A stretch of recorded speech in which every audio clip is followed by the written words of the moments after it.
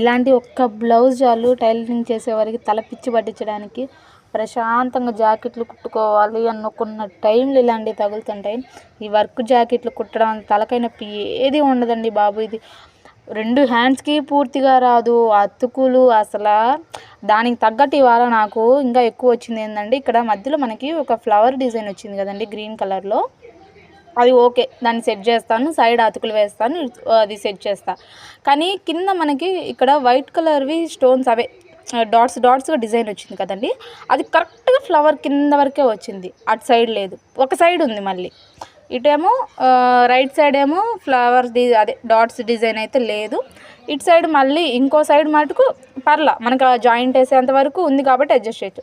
So ఇవి మళ్ళీ కస్టమర్కి మనం చెప్తే వాళ్ళకి అర్థం కాదు.